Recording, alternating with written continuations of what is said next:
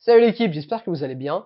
Aujourd'hui pour cette nouvelle vidéo, on va partir sur un format un peu différent. Alors ce sera pas un thread d'horreur, mais un nouveau format de vidéo. On va aborder des thèmes, des sujets un peu glauques à travers le monde. Du coup pour cette vidéo-ci, on va voir ensemble l'histoire de la sorcellerie.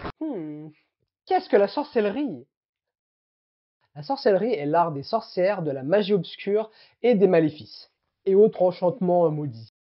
C'est un art magique datant de l'Antiquité. On la retrouve sur tous les continents. Autrefois associée en Europe au paganisme, elle est par la suite devenue un art de mauvaise pratique, quelque chose d'inapproprié, déplaisant et diabolique, du mal pratiqué par des sorcières considérées comme hérétiques. Dans sa définition première, la sorcellerie est l'art d'interroger le destin et donc de pouvoir en modifier le cours. Mais à travers certains écrits, le sens du terme est devenu plus large, la sorcellerie incluant divers rites et pratiques. Du coup, au fur et à mesure du temps, la sorcellerie était vue d'un point de vue craintif, de haine du commun des mortels et de cause de désastres ou de pandémies. Cependant, parfois, ces adeptes se servent d'elle pour dominer le mal et combattre justement le mal par le mal, ou bien ils lui cèdent pour diverses raisons, comme par exemple la vengeance ou l'amour. On a le droit de se demander si la sorcellerie c'est de la magie. Du coup, il faut remarquer quelques nuances. Elles font tous les deux partie des arts magiques et mystiques, mais leurs principes sont différents. Le domaine de la magie exerce des forces surnaturelles. Les mages sont des maîtres qui vivent avec leur temps, ils s'intègrent et côtoient les hommes et les femmes de tous les jours. Ils s'installent dans les villes, s'adaptent aux nouvelles traditions et sont des protégés des cours du roi, je veux dire. La sorcellerie, quant à elle, veut commander et manipuler ces forces surnaturelles. Pour la plupart, ce sont des initiés s'étant laissés dépasser par ces forces qui la pratiquent. Ils vivent en marche près des villages, sont peu sociaux et perpétuent d'anciennes pratiques devenues avec le temps des hérésies.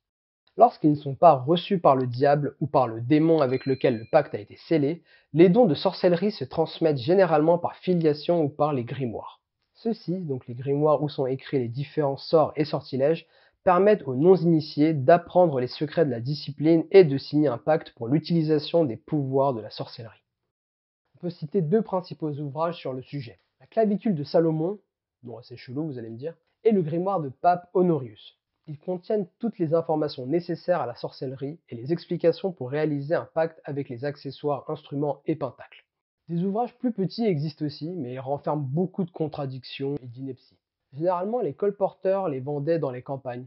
On peut également en citer quelques-uns tels que Dragon Rouge, à pas confondre avec Double Dragon qui est un jeu vidéo, ou l'art de commander les esprits célestes, aériens, terrestres, infernaux et le petit Albert qui en sont les principaux.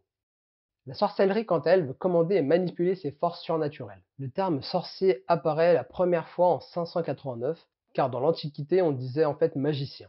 La sorcellerie est cependant un art ancestral, une tradition orale et écrite transmise de génération en génération depuis l'Antiquité. Celle-ci s'est essoufflée avec les nouveaux cultes, mais malgré tout elle n'a jamais réellement disparu. Les femmes sont grandement celles qui pratiquent le plus cet art car elles sont plus sensibles aux influences et vivent plus malheureuses que les hommes dans les campagnes par leur quotidien triste et épuisant. Pour la chrétienté, les théoriciens font un parallèle avec Ève ayant cédé aux paroles du démon. Dans l'Antiquité grecque aussi, on note le même fait.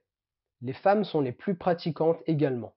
D'ailleurs, dans la mythologie, on trouve des sorcières telles Circé ou Médée liées à la déesse Hécate, mais on n'y trouve par contre aucun sorcier. Notre cher Jules Michelet disait « Pour un sorcier, il existe 10 000 sorcières ». D'autres personnes ont été accusées de sorcellerie, telles que des bergers, les maréchaux ferrants, car ils travaillent avec les flammes dites des enfers, les tailleurs et cordonniers, qui sont souvent infirmes, les bûcherons, car elles vivent au fond des forêts, les colporteurs, les taupiers, pour leurs secrets, les séminaristes, car ils n'ont pas atteint l'ordination.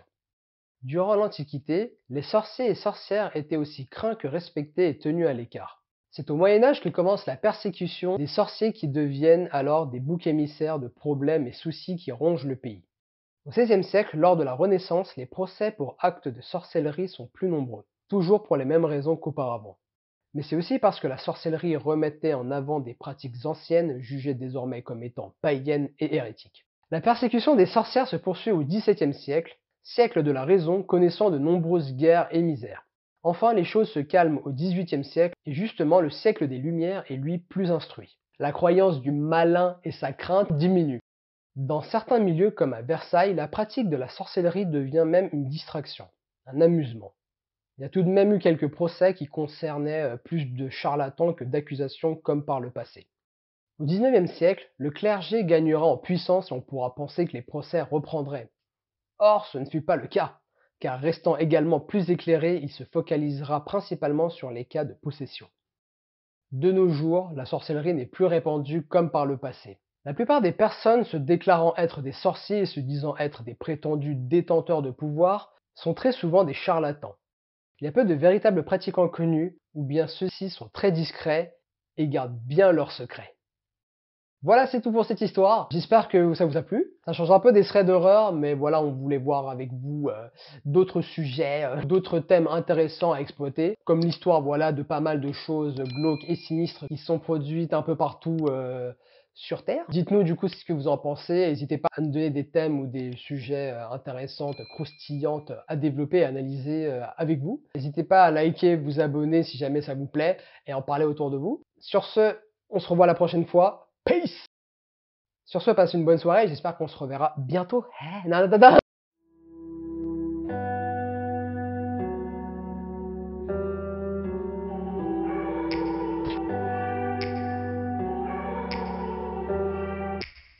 Take me back to a place where I felt at home. Take me back to a day when we weren't alone. Take me back to an age when the world felt small. Way back before we blew it all. Take me back to a place where I felt at home. Take me back to a day when we weren't alone.